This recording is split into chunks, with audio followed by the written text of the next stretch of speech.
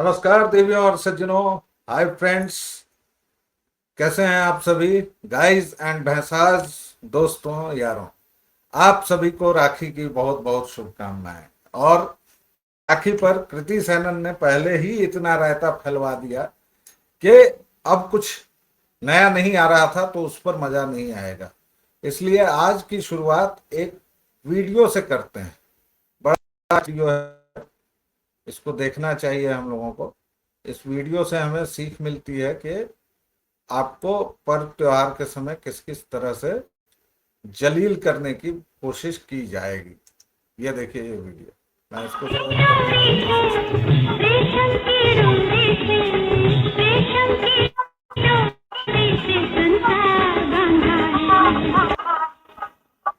ये अखिलेश भैया जो हैं पैसा बांट रहे हैं, खुलेआम पैसा बांट रहे हैं। और ये देखिए कि इसमें तंबू कनात वाली ही हैं, हिंदू बहनें कम दिखाई दे रही हैं। अच्छा, वहां उतनी सारी राखियां रखी हुई हैं लेकिन बांध कोई नहीं रही है, बस आ रही है, पैसा ले रही है, जा रही है। और ये बड़ा अच्छा लगा देखकर कि आप देखिए अखिलेश भैया पैसा भी बांट रहे हैं। तो देखिए ये एक हिंदू लड़की दिख रही है बाकायदा वेशभूषा से, तो वो रुक के बांध रही है। बाकी कोई भी, किसी ने भी उसमें दिलचस्पी नहीं दिखाई। पैसा दो और काम करो, हटाओ। ये पूरा चारित्रिक डिफरेंस हम लोगों को पता चल जाता है। अच्छा, राखी के साथ एक दिल फरेब घटना जो बार बार बताई जाती है हम लोगों को, हुमायूं और रानी कर्णावती वाला, वो मतलब अद्भुत है। आपके एक एक त्योहार को किस तरह अप्रोप्रिएट किया गया है वो उस पर बात कीजिए राखी के बहाने। क्योंकि राखी की जो मूल कथा है, दैविक जो वैदिक जो बात है, वो तो इंद्र और शची की है कि भाई इंद्र जब युद्ध में जा रहे थे तो शची ने एक रक्षा सूत्र बांधा और उसके जरिए उनको कहा कि भाई आपकी ये रक्षा करेगा। और उसका मंत्र यह है, येन बद्धो बलि राजा दानवेंद्रो महाबल तेन त्वाम प्रतिबदनामी रक्षे माचल माचल। जैसे फिर वो राजा बलि तक जाता है, फिर राजा बलि और ओणम इस पर आएंगे। लेकिन अप्रोप्रिएट क्या किया गया कि संकट में थी रानी कर्णावती ने मुगल बादशाह हुमायूं को राखी भेजकर माफी मांगी। जबकि इसका न तो हुमायूं के संस्करण में है, न फारसी में की उन किताबों में है, इतिहासकारों या तत्कालीन दस्तावेजों में कहीं कोई उल्लेख नहीं है। किसने किया? जेम्स टॉड ने अपनी किताब annuls and antiquities of Rajasthan में इसको पहली बार प्रस्तावित किया। और ये कर दिया गया कि इतना भावनात्मक कि रक्षाबंधन के साथ, मतलब अब मुसलमानों ने इसको अप्रोप्रिएट किया, क्योंकि तब मुसलमान भी आपके ऊपर जो सत्ता थी आधा आधा बांटते हुए चल रहे थे। कई जगहों पर मुसलमानी शासन भी था। ये तो उस जब जेम्स टॉड लिखता है तो वो अप्रोप्रिएट करता है, वरना इसकी कोई ईसाई कथा आती, इसका फिर सेकुलरीकरण किया जाता है। लेकिन ये 1535 ईस्वी की कहानी है। चित्तौड़ की रानी थी और उस समय आक्रमण किसने किया था? बहादुर शाह ने, जो गुजरात का था। और राणा सांगा की पत्नी विक्रमादित्य और उदय सिंह, जो मतलब महाराणा प्रताप के पिता थे, आगे पता चलता है इतिहास की किताबों में। तो एक वीर परिवार और बहुत बड़ी सेना थी उसकी, बहादुर शाह की। तो अंत में जौहर किया राणा कर्णावती के साथ। ये सबसे दूसरा बड़ा जौहर माना जाता है। और राजपूत सैनिकों ने साका किया।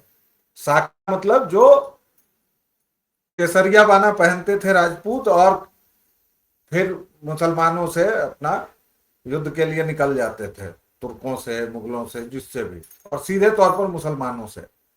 अब दिक्कत यह है कि आपके सेकुलर कानों को यह बात खराब लगेगी, लेकिन सच यही है।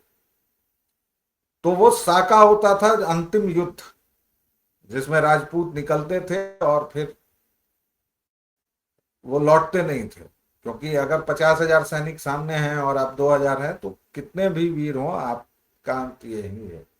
और वहीं पर अग्निकुंड बनता था विशाल सामूहिक, और राजपूत स्त्रियां, क्योंकि ये इस्लामिक जो जिहादी जो सेना थी वो मृत शरीरों को भी नहीं छोड़ती थी, तो इसलिए वो सीधा जौहर ही होता था, वीर गति ही प्राप्त की जाती थी। लेकिन आपकी राखी को अप्रोप्रिएट किया गया। अब अभी केरल में ओणम चल रहा होगा। ओणम क्या है?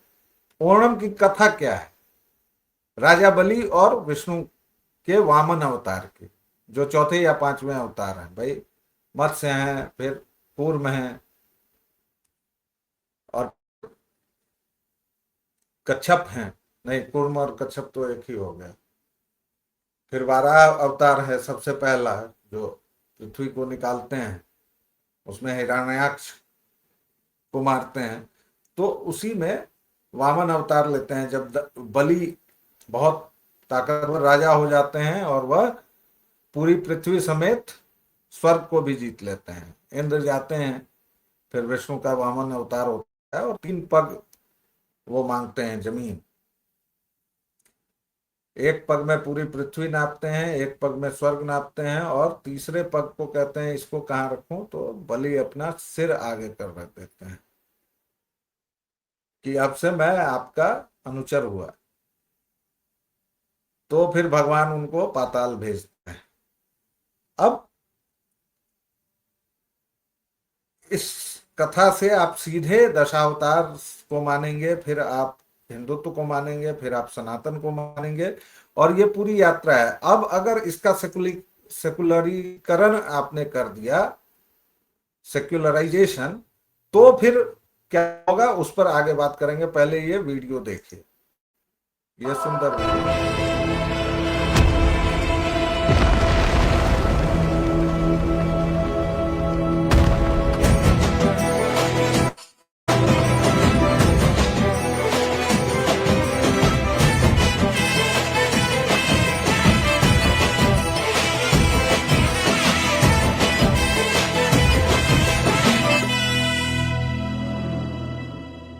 और ये ओणम 1 दिन का 2 दिन का नहीं होता है, ये पूरे 10 दिन का त्योहार है। लेकिन इसका जब सेकुलरीकरण किया गया तो क्या कहा जाएगा कि ये तो एक कृषि पर्व है। इसका सॉरी, मतलब हिंदुत्व से, सनातन से इसका it has nothing to do. It it's जब फार्मर्स हैप्पी होते हैं तो वो जो गाते हैं, और इस दिन फसल का नवान्न का पहला दिन, नवान्न, या very very very beautiful word ना इन संस्कृत, या नवान्न लाते हैं, तो उसका है, but it has, sorry, that Bali and that is not, that does not even sound scientific and progressive होने की तो बात ही छोड़ दीजिए भाई। धर्म है, उसमें साइंटिफिक आपकी कसौटी है कि ज्ञान वही है।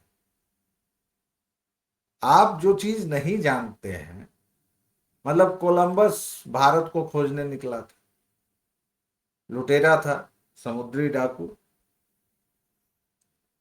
और देखिए इतिहास उन्हीं लोगों ने रचा जितने भी थे, और कहीं और पहुंच गया। तो ऐसा थोड़े हुआ कि भारत था नहीं, भारत था, आपको नहीं पता था, आप कुएं के मेढक थे। तो उसी तरह इस पर बात करनी हो कि साइंटिफिक और नहीं, तब तो फिर मोहम्मद की गद्दी पर भी बात करना होगा, क्योंकि आप लोगों ने तो धर्म, मजहब, रिलीजन, पॉलिटिकल थॉट सबको एक ही इसमें रख दिया है। आप अलग अलग कीजिए, उन पर बात फिर करते हैं, कोई दिक्कत नहीं है। हमारे यहाँ तो शास्त्रार्थ की परंपरा रही है, हमें आप शास्त्रार्थ से मत डराइए। दिक्कत यह है कि आप लोग सर तन से जुदा में यकीन रखते हैं, आप लोगों की दिक्कत यह है। और एक और वीडियो अगर दिखा दें तो आप ये देखिए कि क्यों ओणम क्या है और उसको आपसे कैसे छीना जाता है, ये देखना चाहिए। मतलब ये गजब का है।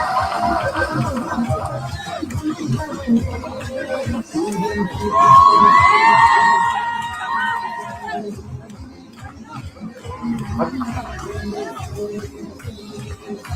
अब इस पर जो लिखा है कि this is real Kerala story, दो लव के निशान हैं। Onam celebrations bring Hindus, Christians and Muslims together across Kerala. ये शुरुआत होती है। यहां से आपको धीरे धीरे वहां लाया जाएगा जहां अब वो कहेंगे कि ओणम हिंदुओं का धार्मिक पर्व नहीं, केरला की सेक्युलर कल्चरल हेरिटेज है। जैसे याद है आपको बंगाल में कहा गया, इसको मतलब ट्रांसलेशन के जरिए सेकुलर बनाना कहते हैं। और वो काम हमारे प्रथम प्रधानमंत्री के नेतृत्व में बहुत खूबी से चला, जवाहरलाल नेहरू के नेतृत्व में। ये अब समस्या ये है कि आपने धर्म को ही मजहब और रिलीजन से जोड़ दिया। उसी तरह आप धीरे धीरे दुर्गा पूजा हिंदुओं का धार्मिक पर्व नहीं है, बंगाल की से कल्चरल सेकुलर हेरिटेज है। कैसे, माने क्या क्या उसमें सेकुलर है? और धीरे धीरे हटाया गया, उनको निशस्त्र किया गया। फिर उसमें मदर टेरेसा की मूर्ति लगा दी जाएगी, और 10-100 साल के बाद अगर कहा जाए कि मदर टेरेसा थी और वैसी नहीं थी कोई, तो इसको अप्रिप्रिएशन कहते हैं। इसको कल्चरल हेजेमनी को स्थापित करना है कि इसी के उदाहरण हैं तमाम चीजें। आपको इसमें कोई ग्रामशी का नाम लेगा, कोई फूको का नाम लेगा, कोई देरिदा का नाम लेगा, अलग अलग। जो फूको का जैसे नॉलेज वर्सेस पावर जो आर्टिकल है, वो एक दृष्टि देता है। लेकिन ये सब फिर से वही बात कि ये सब फिर से वही फसाद है जिसमें आप अब तक फंसे हुए हैं। क्योंकि ये पढ़ाई लिखाई भी फूको की हो, देरिदा की हो, ये भी आपको ठीक वही कल्चरल मार्क्सिज्म की ओर ले जा रहा है। और ये कल्चरल मार्क्सिज्म, मार्क्सवाद में सांस्कृतिक क्या है? और फिर तो संस्कृति की पूरी परिभाषा हमें बदलनी चाहिए। लेकिन आपको धीरे धीरे सेकुलर ऐसे बनाया जाता है। और एक किताब है, और वो इसलिए पढ़नी जरूरी है कि उसको एक मुसलमान ने लिखा है, तलाल असद। उनकी किताब है formation of the secular Christianity, Islam, modernity. इसको अगर पढ़ेंगे तो ये भाई साहब ट्रांसलेशन कैसे कैसे हमारे जीवन को, और इसका हिंदुओं से बेहतर उदाहरण कोई नहीं हो सकता है। हमारे यहाँ कश्मीर का नरसंहार जेनोसाइड नहीं बन पाता है, और गुजरात का नरसंहार बन जाता है। तो जब आप कहते हैं कि दुर्गा पूजा केवल हिंदुओं का धार्मिक पर्व नहीं, बंगाल की सेकुलर कल्चरल हेरिटेज है, या ओणम केवल हिंदुओं का धार्मिक पर्व नहीं, केरलम की सेकुलर कल्चरल हेरिटेज है, तो उसमें क्या बचा? पर्व, फूल, वो 10 दिनों का पूरा सेलिब्रेशन, बाजार बाजार जस का तस बचा, लेकिन धर्म गायब हो गया। जैसे आपके मंदिर आज गाली खाते हैं, लेकिन हिंदू इकोनॉमी कितनी बड़ी इकोनॉमी है, वो इसी से समझ में आना चाहिए कि सेकुलर मार्क्सवादी भी पर्वों को नहीं हटा पाते हैं। दुर्गा पूजा सबसे बड़ा त्योहार थी ना कम्युनिस्टों के समय भी, इसको नहीं हटा सके। किया क्या? बंगालियों को सेकुलर बना दिया। सेकुलर माने क्या? बैल, किसी काम का नहीं। मतलब बौद्धिक तौर पर उसका खतना हो गया है। तो उसी तरह केरलम का कोई भी, या फिर कम्युनिस्ट, वो बौद्धिक तौर पर तो इसलिए आपको पहले उन शब्दों से हटाया जाता है, उन धार्मिक प्रतीकों से, फिर अर्थ बदल दिया जाता है उन चीजों का। जैसे सेकुलर का अर्थ बदल गया, रिलीजियस का अर्थ बदल गया। रिलीजियस को लगातार कल्चरल या मैं रिलीजियस नहीं हूं, मैं क्या तो हूं, अध्यात्मवादी हूं। ये मतलब अध्यात्म धर्म से अलग नहीं है। फिर आप योग को अलग किया गया कि ये केवल हिंदू फिलॉसफी नहीं है, उसमें सूफियों का भी योगदान है। अरे कमाल है यार। पतंजलि सूफी हो गए। मतलब अद्भुत काम किया गया इस देश की पूरी मेधा पूरे के साथ, और हिंदुओं के साथ ये कितना बड़ा षड्यंत्र किया गया। और इस पूरी बात को आपको कह दिया जाएगा कि भाई, अब इसी में मैं अगर जोड़ दूं कि फूको का यहाँ पावर और नॉलेज फ्रेमवर्क आ जाएगा, और उस हिसाब से हम इसको देख सकते हैं, फ्रेम कर सकते हैं, तो नहीं भाई, फिर ग्रामसी का कल्चरल हेजेमनी वाला सिद्धांत है ही। लेकिन सवाल इसका नहीं है। उसी तरह एक ईसाई नजरिए से चार्ल्स टेलर का है कॉन्सेप्ट डी सैक्रलाइजेशन और री सैक्रलाइजेशन, या फिर चार्ल्स टेलर की ही सेकुलर एज वाली बहस का आप हवाला दे सकते हैं या उसको कह सकते हैं। लेकिन ओणम भी जो है वो 10 दिनों का भाई, और वो बलि राजा के आने का उत्सव है। आथम से लेके विरूथनम, अगर मैं गलत होऊंगा तो मुझे सुधारिएगा, उन तक सीधे तौर पर वो 10 दिनों का इतना बड़ा बाजार है जो हिंदू इकोनॉमी देती है। बलि पहले दिन आते हैं, आने की शुरुआत होती है वो उत्सव की। उसके बाद वो चौथे दिन धरती की सीमा में प्रवेश करते हैं।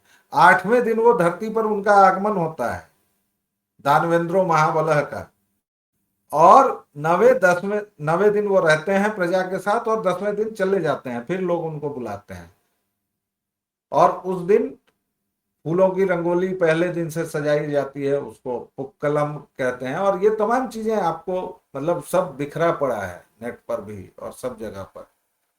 लेकिन भाई, पहला आगमन की तैयारी, आगमन के बीच और चरम जो भी है, उसके बाद विदाई होती है। ये आपको बलि की कथा है। फिर बंगाल में जो दुर्गा पूजा के साथ किया, उसी तरह राखी को, अब कुत्ते को और हिंदू भाई को एक कर दिया गया। ये सब छोड़ दीजिए, फिर सेकुलरिज्म पर और उस पर बहस ही मत करिए। और ड्रेस पर भी, क्योंकि हमारे लिए हर एक पर्व पवित्रता का है, और हमको नहीं सिखाने की जरूरत है कि क्या नग्न है और क्या नहीं है और अर्धनग्न है। और इस बात की तुलना खजुराहो से करना वैसे ही है जैसे सबरीमाला की तुलना किसी मस्जिद में प्रवेश से करनी है। तुलना हो ही नहीं सकती है, वो अलग है, सोच ही अलग है। सनातन में कई मंदिर ऐसे हैं जहां पुरुषों के जाने पर रोक लगी हुई है। तो इसलिए किसी भी बात में कुछ भी कह देना, मतलब कृति सेन के कपड़ों की बात में खजुराहो, मतलब आप कहां से, मतलब क्या इस देश में सचमुच औसत मेधा का स्तर इतना गिर गया है?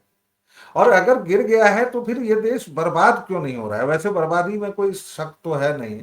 हमारे 40% नेताओं को देखिए, नौकरशाही को देखिए, पुलें धंस जा रही हैं, सब कुछ।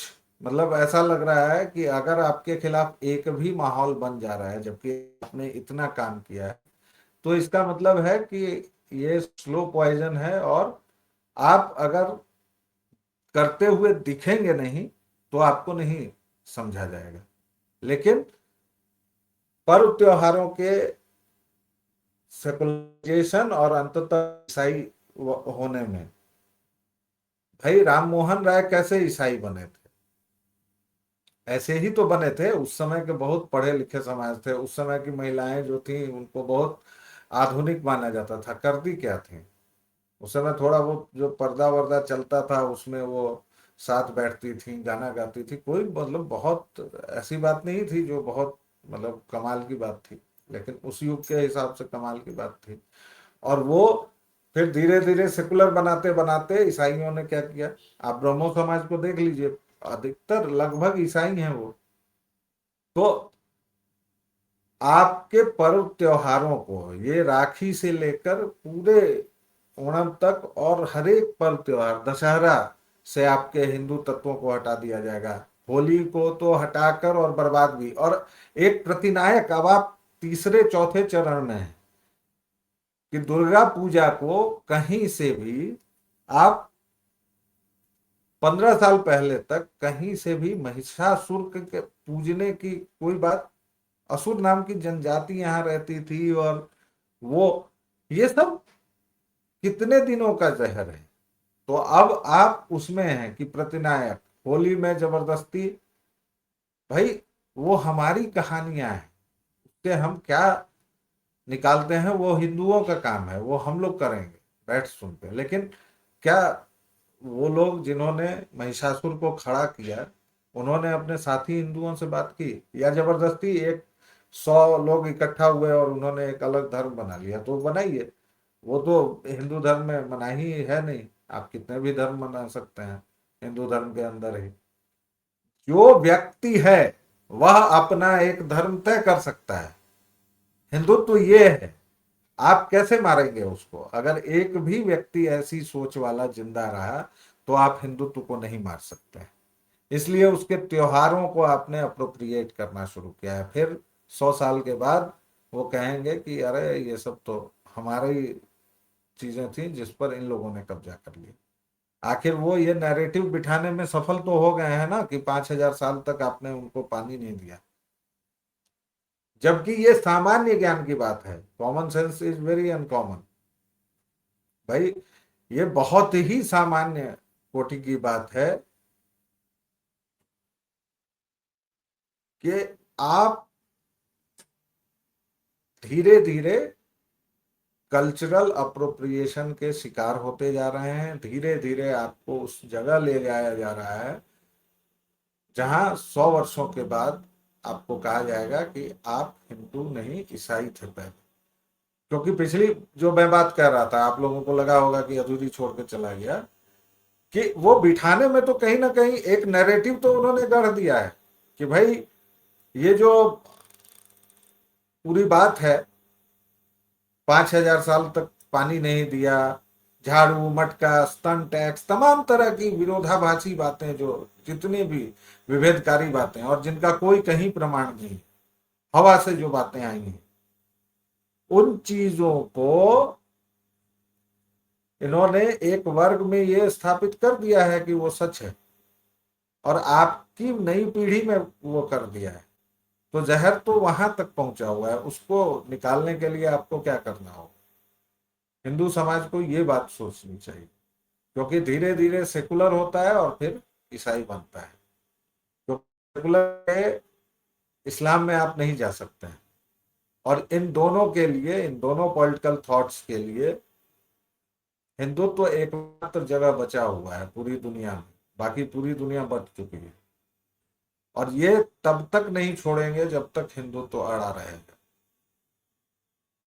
अब इस पर अभी फिर और विस्तार से वीडियो बनाएंगे। अभी के लिए इतना ही। आप सभी को फिर से राखी की बहुत बहुत शुभकामनाएं। वैसे चलते चलते मतलब इस सरकार के बारे में एक और बात कह देनी चाहिए कि ये सरकार जो है सेल्फ गोल करने की माहिर है। कैसे, ये अगले वीडियो में बात करेंगे। अभी के लिए इतना ही। जय जय श्री राम।